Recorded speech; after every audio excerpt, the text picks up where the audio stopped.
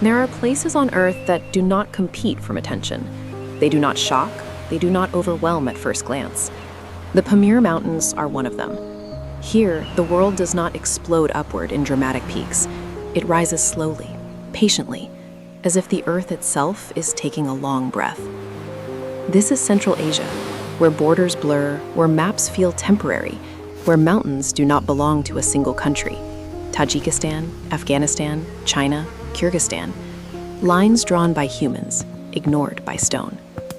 The Pamirs are called the roof of the world, not because they are the tallest, but because everything else feels lower once you are here.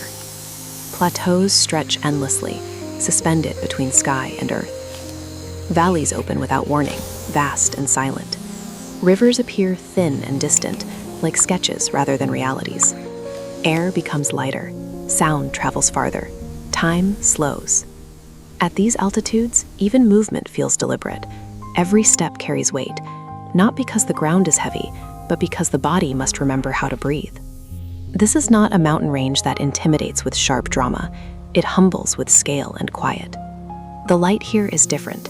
Sunlight does not scatter, it strikes cleanly. Shadows are deep and precise. Colors feel restrained, almost disciplined. Brown earth, muted gold grass, stone the color of old bones, and above it all, a sky that feels too large. Clouds move slowly, as if aware that nothing here needs haste. Weather does not rush, it arrives. Winds travel across open land without obstruction, carrying cold even in summer. Temperatures fall sharply once the sun dips behind ridges. Night does not descend, it settles. Life here is not absent, it is selective.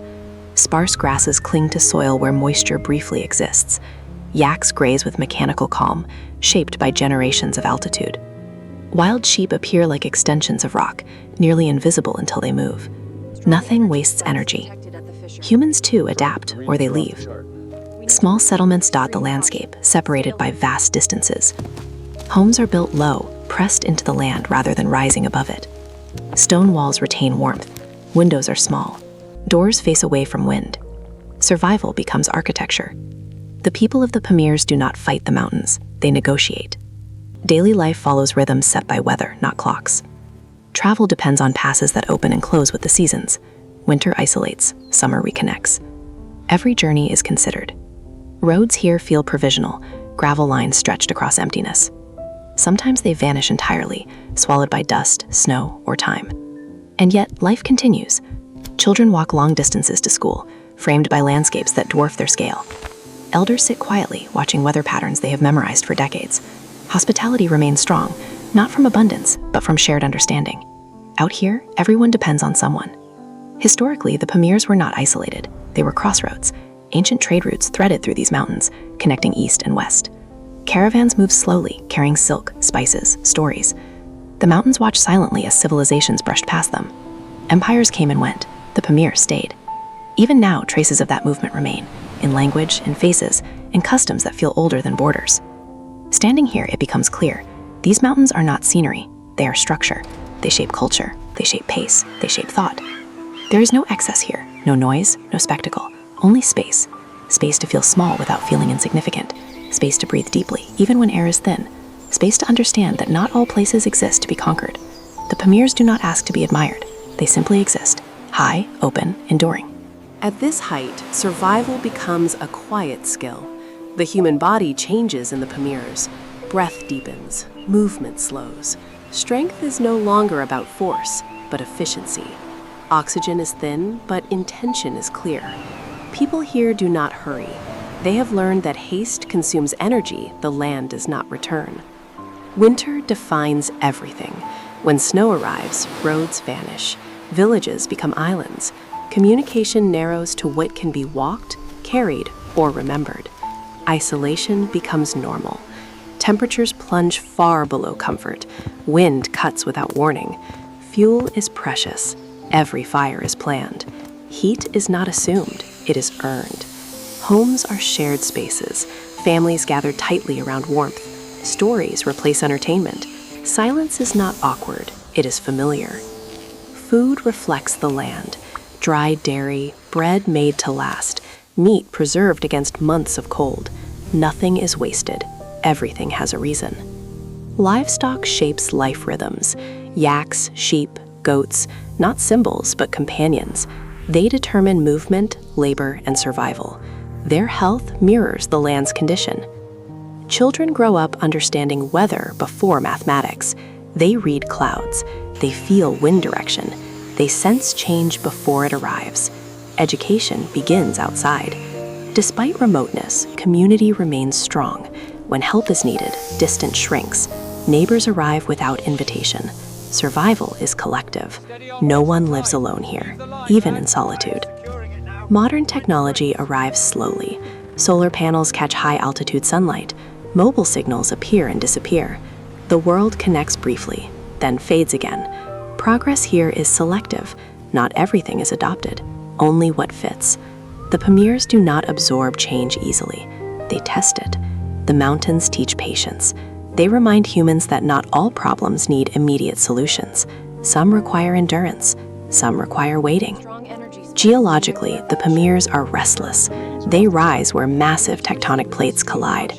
The Earth is still pushing upward, millimeter by millimeter. Even stillness here is active. Earthquakes ripple quietly beneath daily life. The ground reminds inhabitants that stability is temporary. Certainty does not exist. Awareness does. The landscape bears scars of time. Glaciers retreat slowly. Rivers shift course. Permafrost loosens its grip. Change is visible, but never dramatic. Climate change reaches the Pamirs gently, then persistently. Snowfall patterns shift. Water availability becomes unpredictable. Traditional knowledge must adapt again. Adaptation never ends. Yet the Pamirs do not collapse. They adjust, as they always have. Here, resilience is not loud. It is quiet, uncelebrated, routine. As night falls, temperatures drop fast. The sky sharpens. Stars appear unfiltered, intense, almost intrusive. The universe feels closer. The Milky Way stretches clearly across darkness. No city lights compete. No sound interrupts. Only wind, distant animals, and breath. At moments like this, it becomes clear. The Pamirs are not empty. They are spacious. They offer room for thought, for humility, for perspective. Standing here, one understands why ancient travelers paused, why they rested, why they stayed longer than planned. Some places do not pull you forward. They ask you to stop. Long before maps existed, the Pamirs were already here. They watched as humans arrived on foot, following valleys, reading rivers, listening to the land. For centuries, these mountains were not barriers. They were passages. The Silk Road did not cross the Pamirs boldly. It threaded through them carefully. Caravans moved slowly, guided by experience rather than certainty. They carried silk, jade, spices, but also stories, beliefs, and language. Exchange mattered more than speed. Empires never fully claimed this land. They passed through. They negotiated. They adapted, or they turned back. The Pamirs were never conquered. They were endured. Borders came later, lines drawn far away, across paper rather than stone. Suddenly, villages found themselves divided, not by mountains, but by decisions they did not make.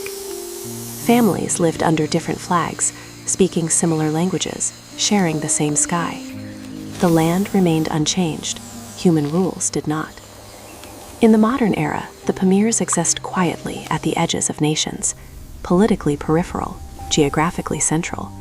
They sit at the heart of Asia, yet remain distant from global attention. Infrastructure arrives carefully, a road here, a bridge there, a tunnel carved slowly through rock. Progress advances, but hesitantly. Tourism appears in brief seasons. Travelers arrive seeking altitude, solitude, and silence. Some stay only hours. Some feel the pull and linger longer than planned. The mountains decide who belongs. With visibility comes vulnerability. Increased traffic strains fragile ecosystems. Waste lingers longer where decay is slow. Cultural rhythms face disruption. Attention is never neutral. Climate change amplifies uncertainty. Glaciers retreat, feeding rivers unevenly. Water, once predictable, becomes volatile. Pastoral routes shift. Ancient knowledge must update itself. And yet, hope persists. Not as optimism, as adaptation. Local communities experiment carefully: sustainable grazing, renewable energy, education that respects tradition rather than replaces it. The future here will not be fast, but it may be balanced. The Pamirs remind us that not all development must accelerate. Some places need preservation more than expansion, understanding more than extraction. As the sun sets behind endless ridges, shadows stretch across plateaus. Light fades gradually, as if the day is reluctant to leave. Mountains turn blue, then purple, then disappear into darkness. The sky takes over. Time feels elastic. Standing at this altitude, one truth becomes clear. Human presence here is temporary. The land is patient. The Pamirs do not demand admiration. They do not sell wonder. They offer perspective. They teach that endurance is quieter than ambition, that survival can be graceful, that stillness holds strength. In a world rushing forward, the Pamir Mountains remain, elevated, open, unhurried. They wait, not for us, but beyond us.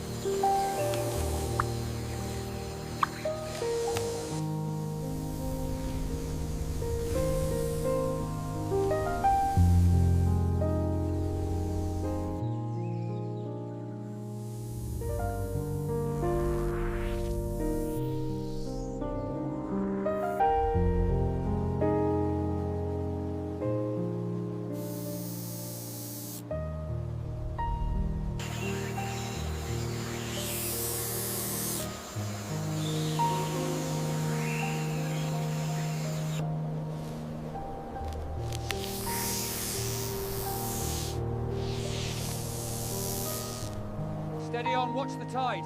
Heave the line, lad. Aye, securing it now. Mind the crates.